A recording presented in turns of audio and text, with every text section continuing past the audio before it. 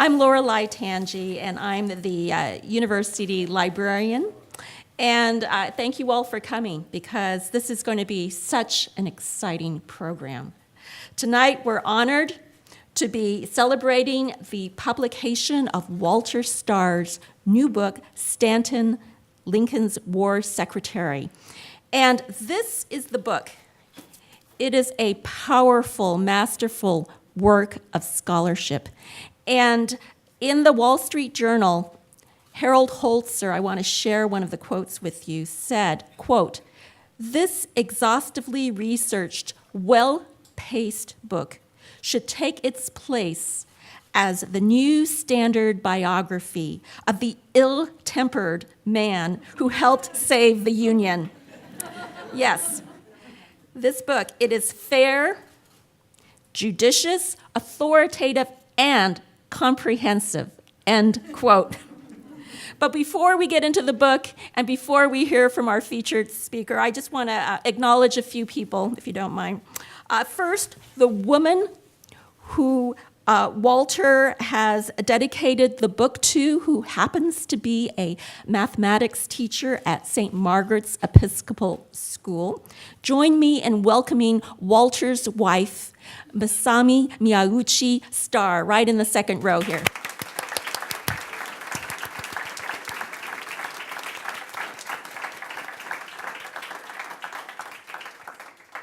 And Walter's parents, John and Elizabeth Stahr, are also in the audience. They are longtime supporters of UCI libraries and the campus, recipients of the UCI Medal in 2003, and in 2016, they were recipients of the City of Newport Beach's Citizens of the Year Award for their many contributions to the community. Join me in welcoming John and Elizabeth Stahr right here in front.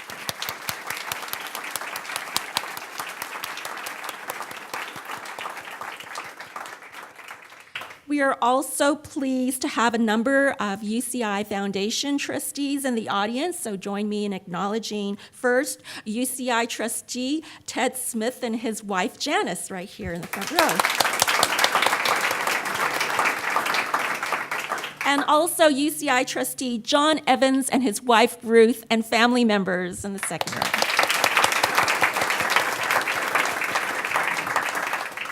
Now, we've had so much fun preparing for this event. I also want to acknowledge and thank the various library staff who helped to put together this event here.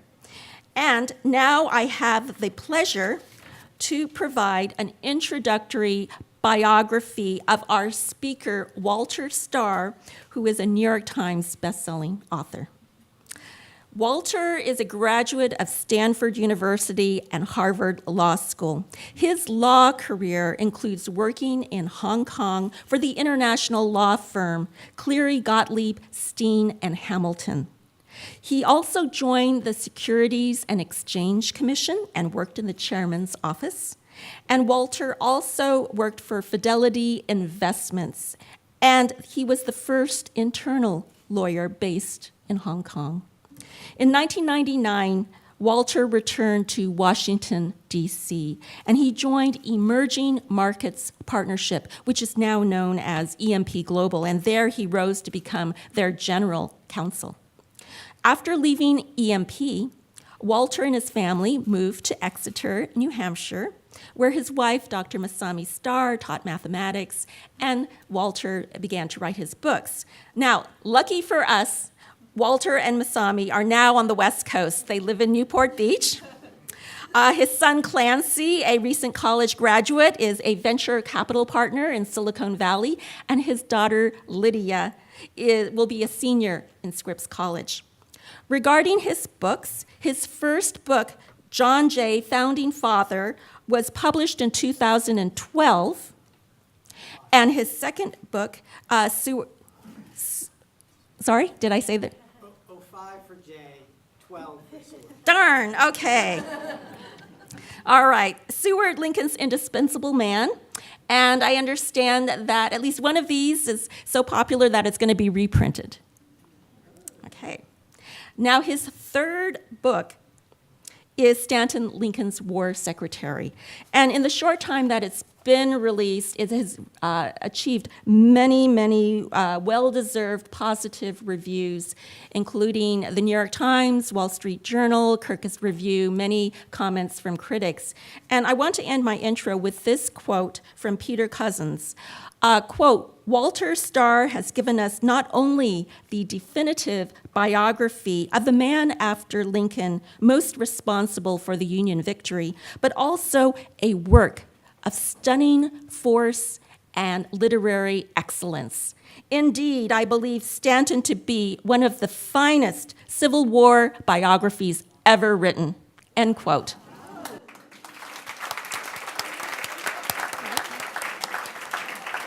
And so with that, I give you Walter Stahr.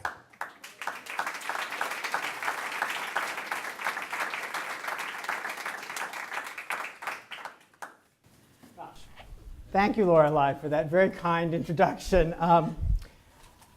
So who was Edwin Stanton? Why was he important? Why was he interesting? He was the Secretary of War during the Civil War, our greatest war. Next to Lincoln, he was the man raising the troops, supervising a 1 million-man army, organizing the War Department and the railroads and the telegraphs in order to bring to bear the force that the North had to defeat the South. He was also the Secretary of War during the 3 years after the Civil War. So it was Stanton, right after the Lincoln assassination, who organized the manhunt to find Booth and his accomplices, and organized the military trial of some of those accomplices, which ends in the execution of 4 of those people, including Mary Surratt.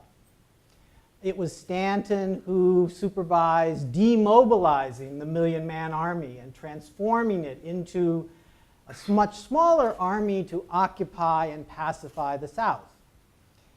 Johnson, the president, believed that the army should leave the South, let Southerners govern the South. And it was the disagreement between Stanton and Johnson that led Johnson to try to get rid of Stanton and led to the impeachment of Johnson. So if you're interested in impeachment, and for some reason people are interested in impeachment these days, you have to know about Stanton, because Stanton is the center. He's the cause of the first impeachment in our history. Okay, so that's why he's important, but why is he interesting? Some of you may be saying, I've heard that he was a lawyer. Obviously dull. No. A few days after he died, George Templeton Strong, the famous New York diarist, wrote in his diary of Stanton that good and evil were strangely blended in the character of this great war minister. He was honest, patriotic, able, indefatigable, warm-hearted, unselfish, incorruptible, arbitrary, capricious, tyrannical, vindictive, hateful, and cruel. I think that Strong had it more or less right, that Stanton was all of those things, a strange blend of good and evil. And that's what makes him such an interesting and challenging subject for the biographer. So let's back up and ask again, who was he? Where was he born? What about his family? What did he do for a living? He was born in Steubenville, Ohio, on the banks of the Ohio River in late 1814. He grew up there. His father died when he was very young. Edwin was only 13 years old. When his father died, leaving no money, his mother had to put Edwin to work in a bookstore. Someone recalled that he was so short that, that you couldn't see him over the ledge of the bookstore. There was not much money, but he did manage to go to college for 3 terms at Kenyon College in Ohio, but then went to work again as a law clerk, reading law to become a lawyer. He quickly rises in the legal profession in Southern Ohio, and he's also active in politics.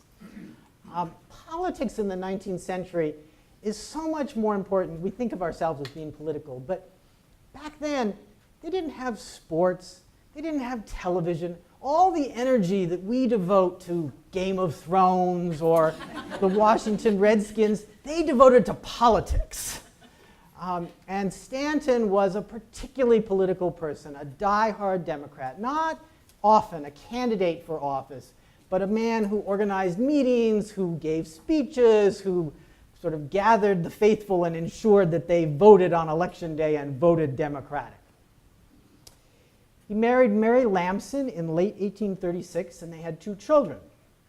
A couple years later, their young daughter died. A couple years later, Mary herself died. Stanton was near madness when his wife died, wandering the halls at night saying, "Where's Mary? Where's Mary?"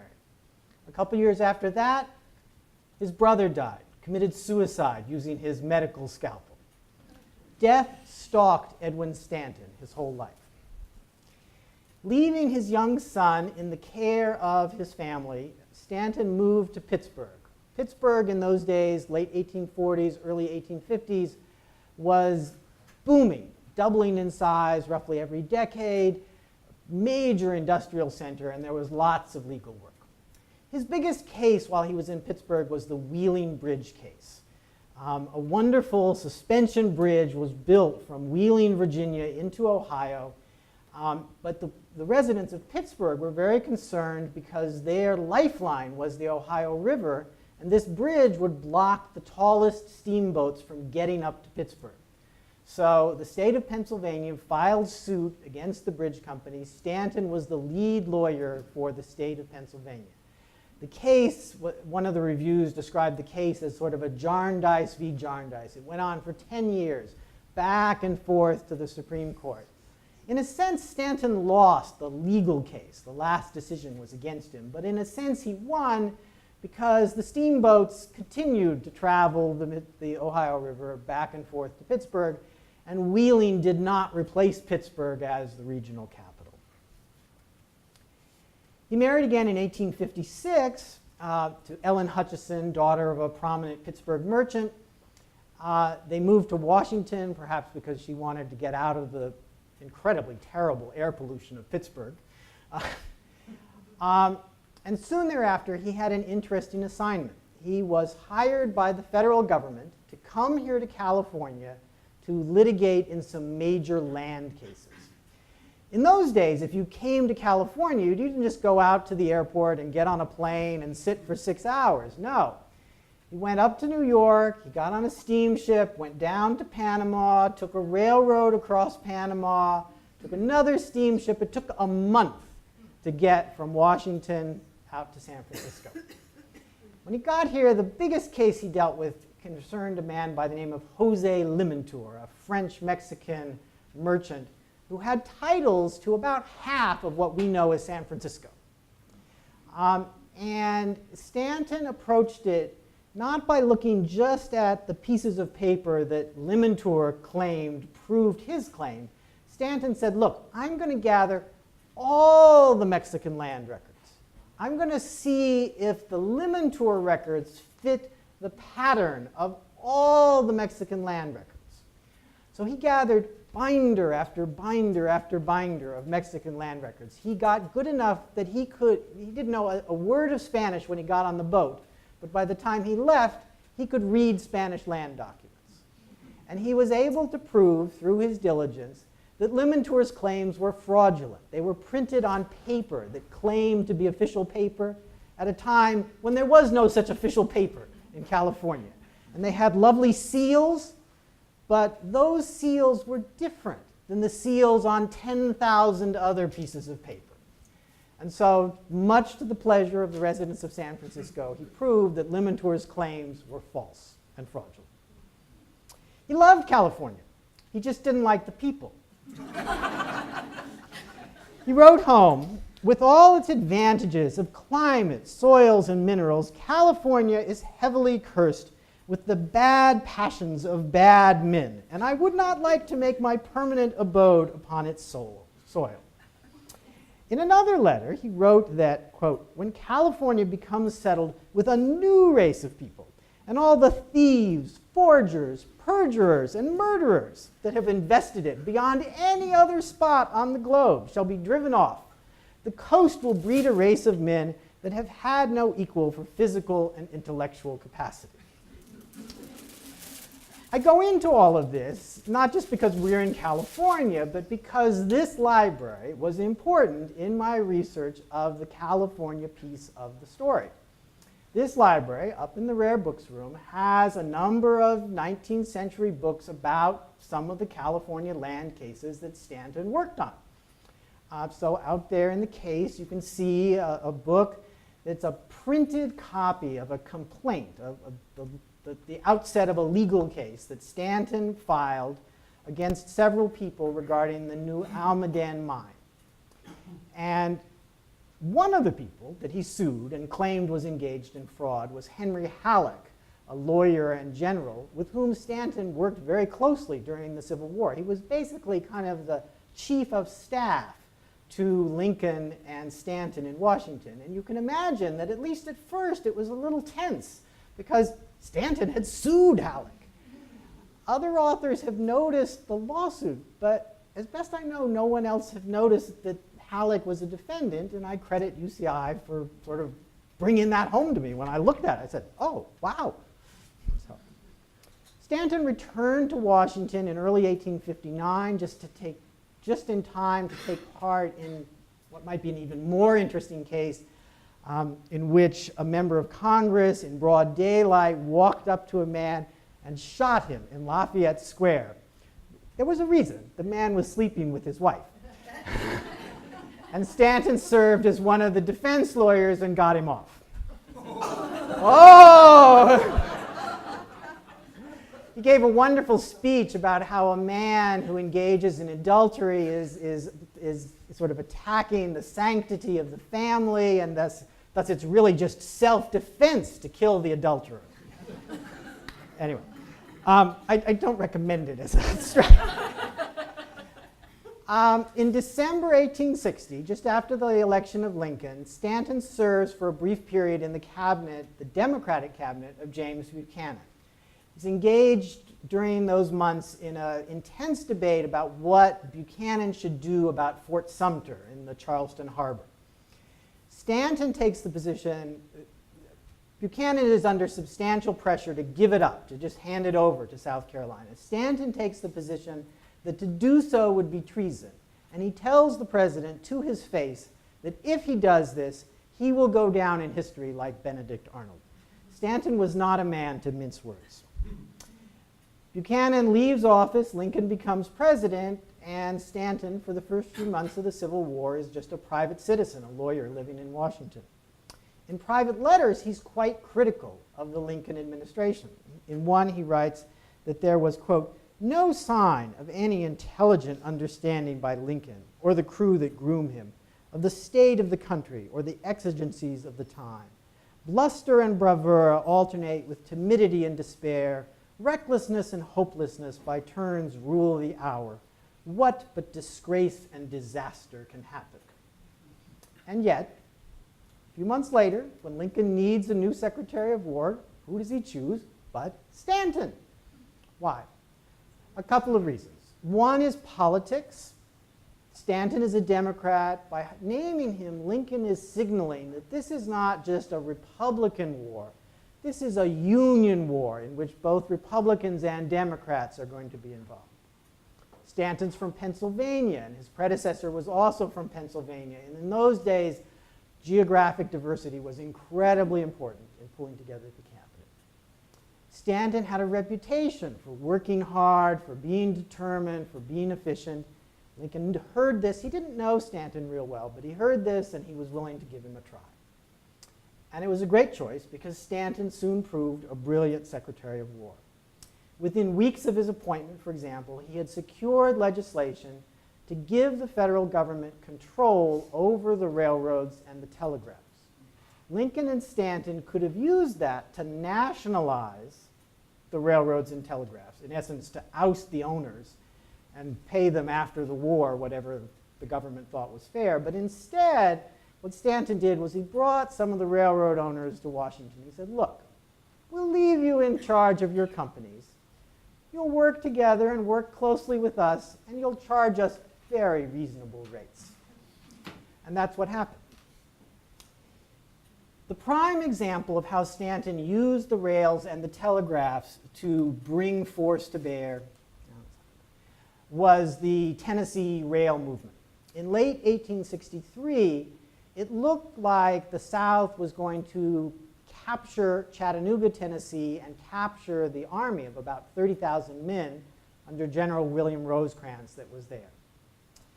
And Stanton one night summoned Lincoln and a few other members of the cabinet to the War Department about midnight and said, look, I want to take 20,000 men from the Army of Northern Virginia, they're out just about 30 miles outside of Washington, and move them by rail 1,300 miles to Chattanooga, Tennessee. Lincoln laughed. He said, good God, Stanton, it'll take you a week to move them the 30 miles from Northern Virginia here to Washington. Stanton, as he often did not laugh. He said the situation was too serious for jokes. And after a little bit of time, over some wine and cheese, Stanton and the others persuaded Lincoln to give Stanton the authority to make the rail movement. Stanton then remains in the War Department in his office for the next few days, 24 hours a day. I know this because I've looked at the records. You can see the telegrams going out at 2 in the morning, at 3 in the morning, at 4 in the morning. He summons railroad executives to Washington. They chart out a course. It's complicated. You have about half a dozen different railroad lines. You have different gauges. The men are going to have to get across the Ohio River. There are no rail bridges at the critical points. The rail lines could be cut by Confederate raiders. He manages it. He gets 20,000 men from Northern Virginia to Chattanooga, Tennessee in the course of a week. Rosecrans and Chattanooga are saved, and those 20,000 men go on to be critical next year in the advance from Chattanooga to Atlanta. So I could go on and on with examples of Stanton the diligent and Stanton the efficient, but what about Stanton the tyrannical, Stanton the vindictive? Okay, let's talk about the arrest of General Charles Stone. Stone was a West Point graduate, a senior Army officer. Not long after Stanton becomes Secretary of War, he hears some complaints from Republican members of Congress. They don't like Stone. They think he's been in communication with rebel generals, and they don't like the fact that he's returned some fugitive slaves to their Maryland masters. Never mind that the fugitive slave law is still on the books. Stanton arrests Stone at midnight and has him transported to Fort Lafayette and confined in solitary confinement. Stanton leaks to the newspaper the charges against Stone, but he never presents formal charges in a court-martial in spite of Stone's repeated requests for such charges. Stanton keeps Stone in jail for 6 months until Congress finally passes a law that basically says, release Stone, full stop.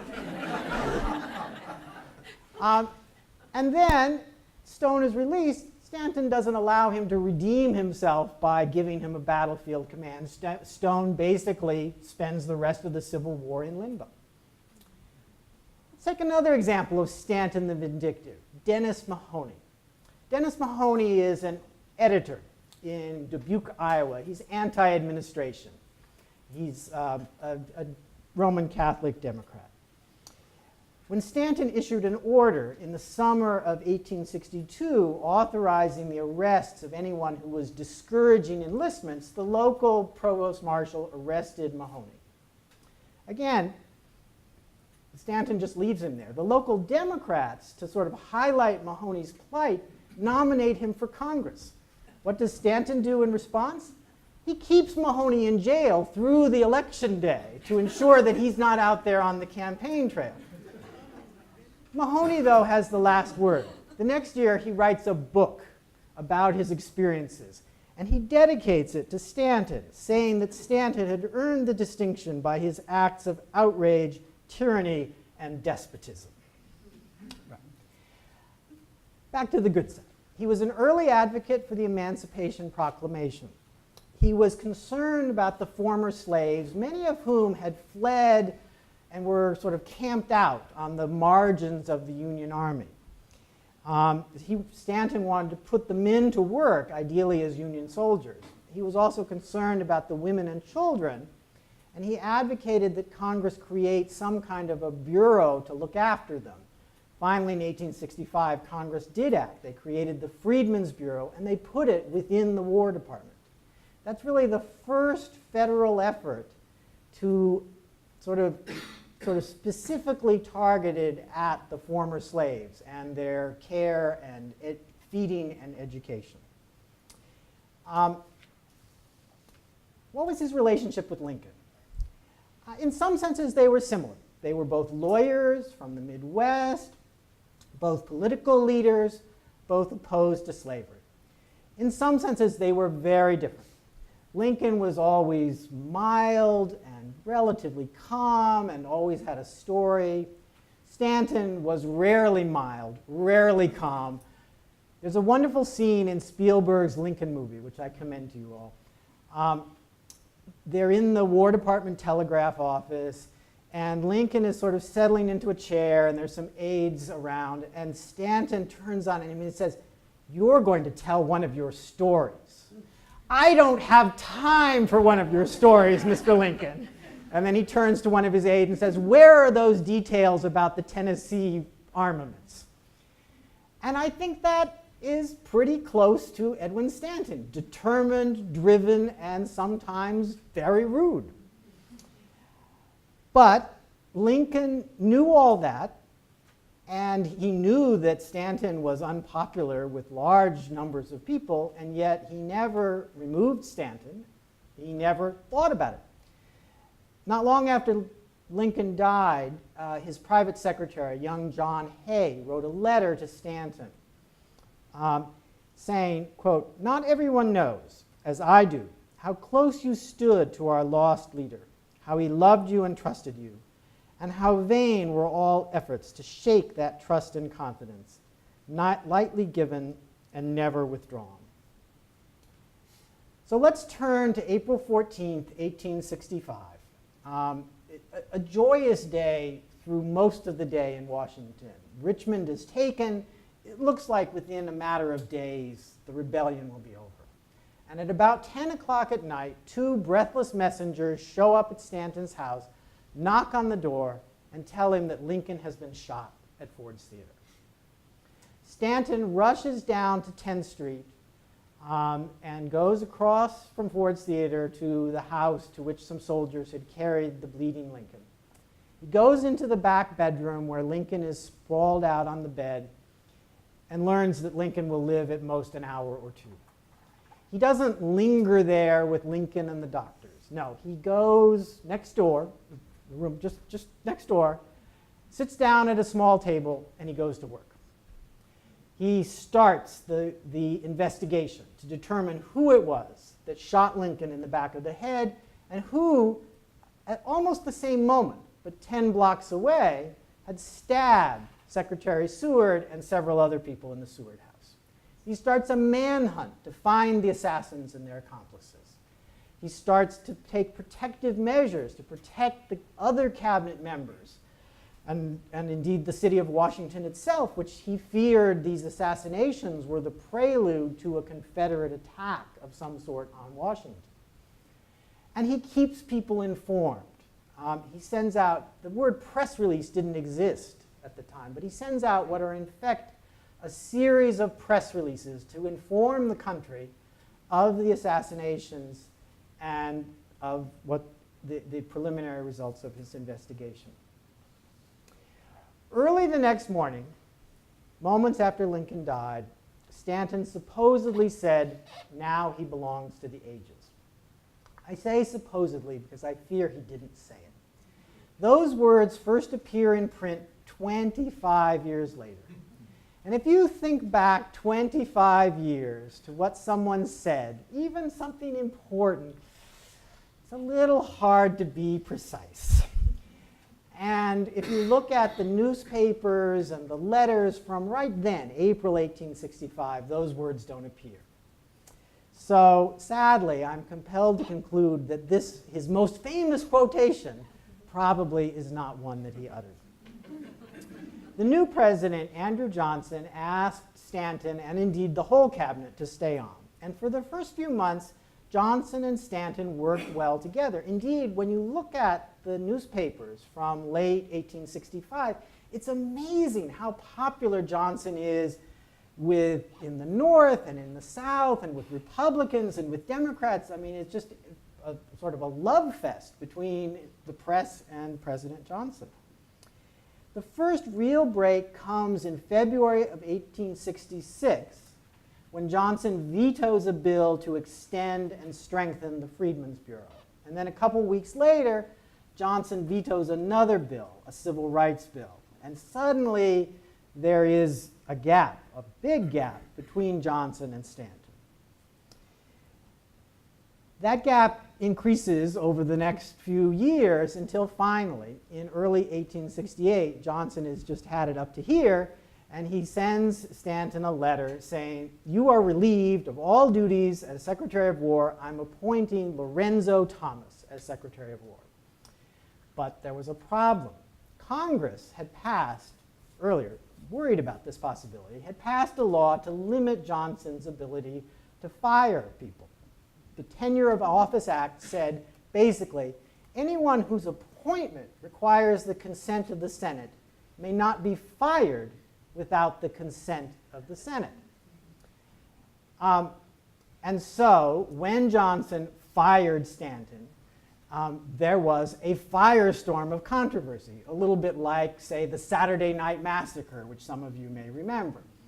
The House of Representatives, within days, passes a resolution to impeach Johnson, and then the scene moves over to the Senate, where a trial is held, and Stanton's name is in the newspapers every day, because the whole debate is, was Johnson within his rights to fire Stanton, or was he not?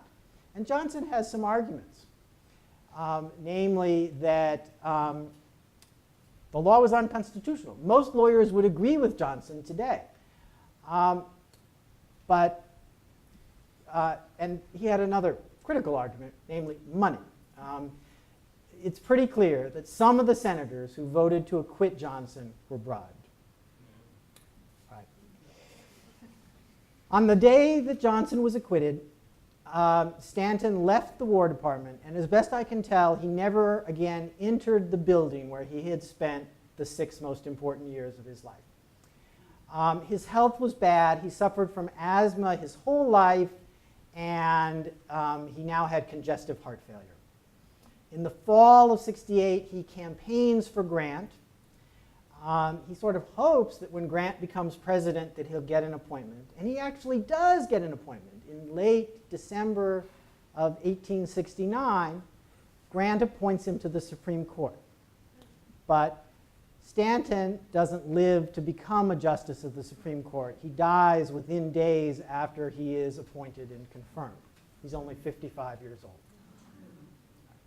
So there you have a short version of a long book.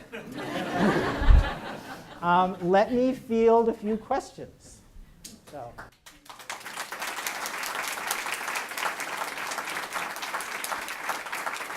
Oh, I see Kat and others with mics. So if you want to ask a question, raise your hand, and I'll try to wait until they get to you with a mic. So surely somebody has.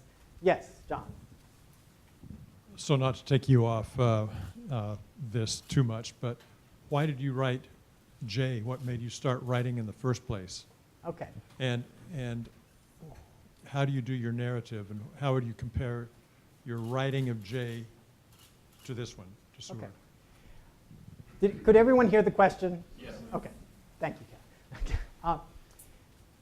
So as Lorelei said, I used to live in Hong Kong. And one evening, I was in our little apartment in Hong Kong, way up high, and I was reading about American history, as I often am. And I finished the book, and I put it down, and I said, oh, that wasn't very good. Even I could have done better than that. And then it was as if there was a little microphone in the corner that started talking, and it said, "So, Stahr, if you think that, do it. Write a book."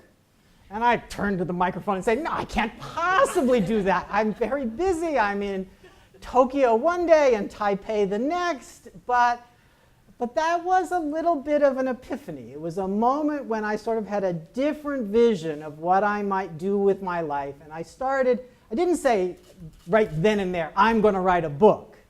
But I said, I might write a book. And I started sort of thinking about it and thinking about what I might write about, and settled a few months later. By the time we moved back, late 98, early 99, I had settled on J as my topic. I actually was working as a lawyer all through the time that I was researching and writing J. So your second question was, how did my research and writing of J differ from how I do it now? In some sense, it's quite similar. I sort of stumbled on the method I use, which is that I take notes in chronological order. Not necessarily initially, but I kind of cut and paste to create this long day by day of John Jay's life or Edwin Stanton's life. And then I say, okay, well, nobody wants to read 1.2 million words about Edwin Stanton, not even my mother. So I got to boil it down. One mistake I made with Jay was that I did the boiling down just from that document.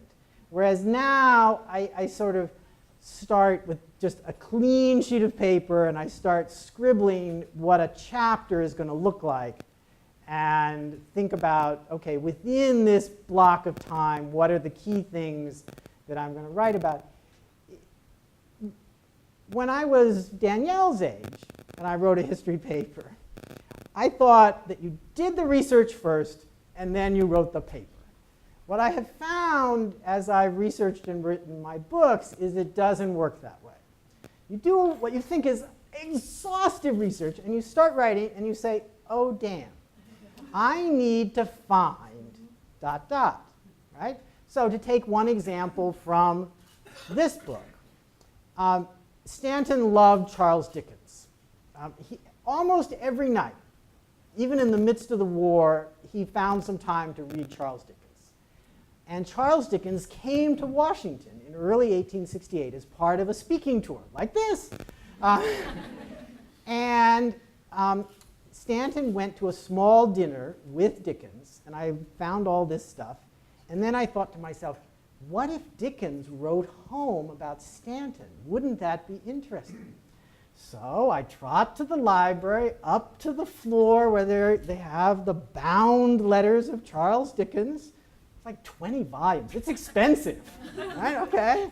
I pull it out, and lo and behold, there's this wonderful letter from Dickens describing Stanton and talking about how you can sort of read one line of a Dickens novel and turn to Stanton, and Stanton can go on quoting the next several lines, right?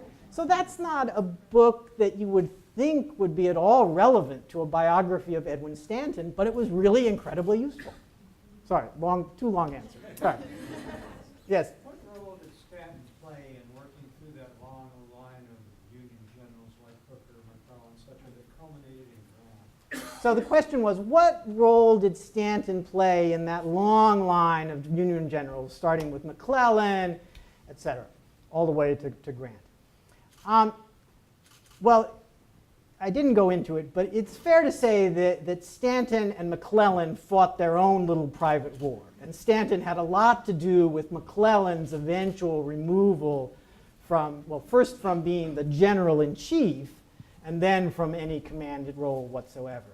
And there were some other generals as well in that long line, such as Hooker, where he was instrumental in the appointment or the removal. He actually, not the sort of final appointment to general-in-chief, but the intermediate appointment when Grant was appointed to be in charge of all the Western armies, basically everything west of the Appalachians. Stanton got on a train and went out to meet with Grant. They met at the Indianapolis train station because Stanton wanted to lay eyes on it. He wanted to be 100% sure. I mean, he kind of had the paperwork in his pocket, but he wanted to be 100% sure that this was the man to lead the Western armies, and he wanted to discuss the details of whether to relieve Rosecrans or not. He spent a couple days with Grant. So it's not like he made all the decisions. Most of those decisions were made by Lincoln, but he played a role in many of those decisions, and he worked closely with all of those men. Yes, right there. I read the book Team of Rivals, and it was interesting that Lincoln asked those rivals to be on his cabinet. How did Stanton get along with that team of rivals? It sounds like Yeah. that might have been interesting. Well, you know, all those adjectives about tyrannical, vindictive, et cetera, that's kind of how most of his cabinet colleagues felt about Stanton. The only one who was really kind of a personal friend was William Henry Seward. But Gideon Welles, who every night went home and wrote in his diary, almost every night he said something negative about Stanton. At one point, I had so many pages of Gideon Welles quotes, I said, you know, I could write a whole book just bad things that Gideon Welles said about Edwin Stanton. I mean, the problem, or, you know, not necessarily a problem, was that Stanton felt that as the Secretary of War, his job was to coordinate all the aspects of the war. So if there was a foreign policy question that bore on the military might of the United States, he had an opinion, and he was going to express that opinion, and if he could, enforce that opinion. Welles was the Secretary of the Navy. He wrote that Stanton views the Navy as being just sort of a subsidiary and appendage of the Army. So Chase, who was a longtime friend of Stanton's going back to their youth, was responsible for raising the money. Well, Stanton was spending money faster than Chase could raise the money. So of course they didn't get along. I mean, the one thing that he was not, because he was a Democrat, he was not a rival for the Republican nomination. So he wasn't a rival in that sense of Lincoln's. Others. Chris.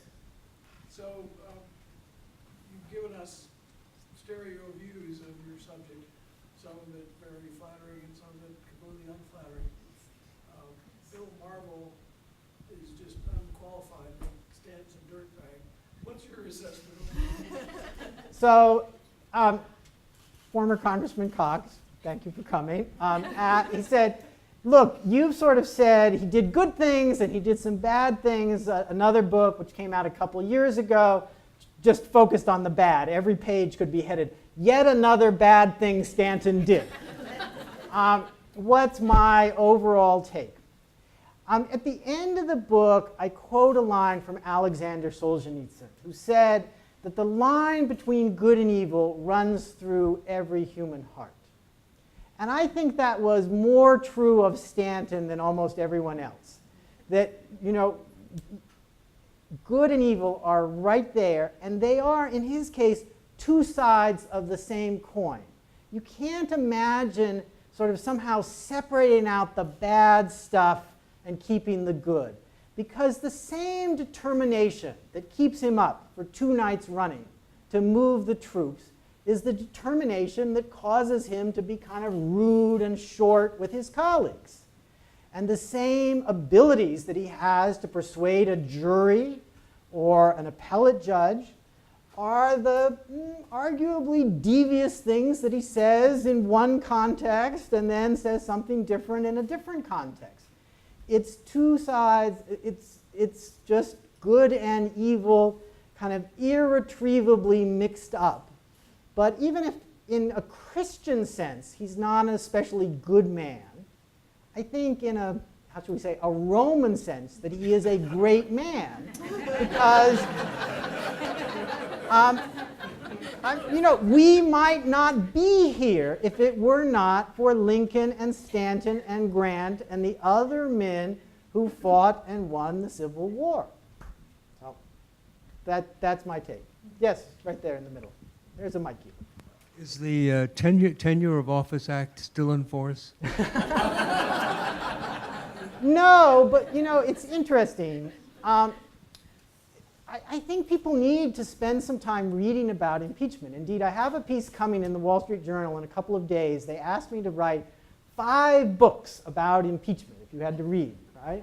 And I came here to the UCI library and I checked out a stack of books and I boiled it down. But one of the things that I find interesting is that just as the 1866 and 1867 Congress passed laws to kind of shackle Andrew Johnson, you can look at some of the things that are being passed and discussed right now in Washington, such as the Russian Sanctions Act, as attempts to shackle the hands of President Trump. And you can think of those as being, as the Tenure of Office Act was, possible predicates of impeachment. I'm not expressing any view on it. I just think that the whole impeachment discussion gets more interesting when you spend some time delving into the details. You know, this is not the first time we've talked about this.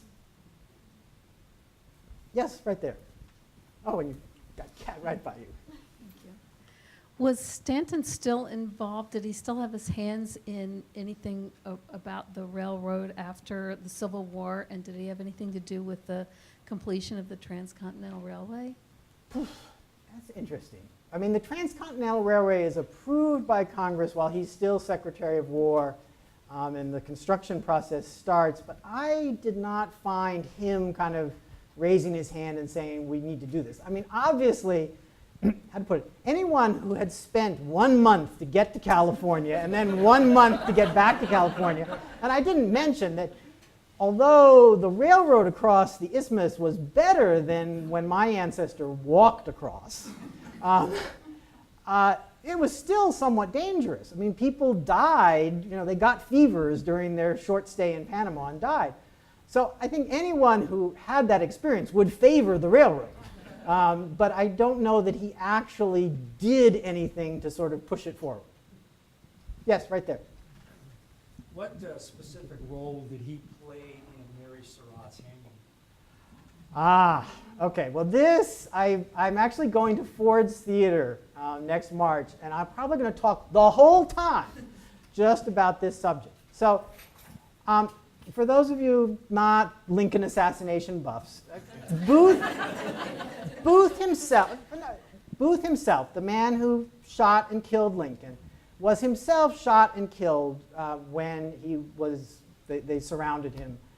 But there were a bunch of people who helped him, such as Powell, the Southern assassin who stabbed Secretary Seward, and allegedly, probably, Mary Surratt, who ran the boarding house where Booth and his colleagues met and plotted. Stanton, he wasn't in the courtroom. He wasn't the lawyer who stood up and said, you know, on behalf of the government, I charge Mary Surratt. But the lead lawyer was one of Stanton's best friends, Joseph Holt, who worked for him in the War Department. Stanton, I found in the New York Historical Society, in Stanton's own handwriting, the procedures for the trial. It was going to be closed. No one was going to be allowed in the room other than the defendants, the judges, and the lawyers. The lawyers had to take an oath that they had not in any way aided the Confederacy, which would essentially rule out any Southern lawyers. So, how to put it? You could say that he was the mastermind of the military trial, which found Surratt and the others guilty, which signed the order for the execution of Mary Surratt. Indeed, within weeks after Stanton's death, articles appeared in the newspapers alleging that Stanton had committed suicide because he was so remorseful over his role in the unjust and illegal execution of Mary Surratt. So it was a sort of central element of what he did in the weeks immediately after Lincoln's death. Probably one more. Roger. Another little historical trivia bit that maybe you can shed some light on is the supposed meeting between Lincoln and Stanton well before Lincoln's presidency, when Lincoln was an attorney, and I suppose, I think he was retained to do a brief on some case that Stanton was working on, and Stanton apparently treated him very rudely and threw his brief in the trash or something like that. Okay. So, before the war, Stanton and Lincoln were both lawyers, and in one famous patent case, they were on the same side. They were part of the same legal team to try this very important big stakes patent case involving reapers, the agricultural implements. And we know that they were in Cincinnati at the same time as the trial. We know that Stanton actually presented arguments at the trial. Lincoln did not. They had hired Lincoln because they thought it was going to be in Illinois. They wanted a local to handle kind of the local politics. And no one told Lincoln when it was moved to Cincinnati, oh, we don't need you anymore. So Lincoln showed up anyway. And years later, people told people, oh, you know, I heard from my uncle that when they were in Cincinnati that Stanton was very rude to Lincoln. Again, it's a little bit like now he belongs to the ages. There's nothing from the time that they were all in Cincinnati in which, I mean, there's not a letter from Lincoln home complaining, oh, man, that's Stanton, my goodness, the most rude gentleman ever. There are actually 2 letters from Stanton to his house describing the situation, actually his girlfriend at the time. He doesn't even mention Lincoln. Now, Stanton was often rude, so I'm not saying that he wasn't rude to Lincoln, but I'm just saying I don't think it's really proven. Okay, so it's another one of those not really proven. So, all right, I'll take one more here, but I then should go and, yes? So all these letters, Yeah. why are people saving these letters? I just found letters that, you know, I wrote since I was a little kid, and I tossed them in the trash. Oh, dear. I mean, how to put it? Someday, someone is going to write the history of the early 21st century or the late 20th century, and they're going to need sources. And you might think that your life was very dull, but they might think that your life was a perfectly typical and interesting example of life in Southern California in the whenever. You know, in the case of someone like Lincoln, I mean, when Lincoln died, I mean, everyone knew that his letters were going to be important and they were sort of a resource. Stanton less so. I mean, that's what makes this, you know, a more difficult research project because his letters are more scattered. Some of them are still in private hands. Indeed, I think there's some folks in the room tonight who shared with me a family letter that was useful and no one had known about it. I mean, it's just sitting there in family hands. So you don't want to keep every scrap of paper, but have some mercy on those historians 100 years from now who are trying to recreate what life was like in the early 21st century, because without paper, it's very hard to recreate it. Okay? Thanks so much. I'm going to go sign books.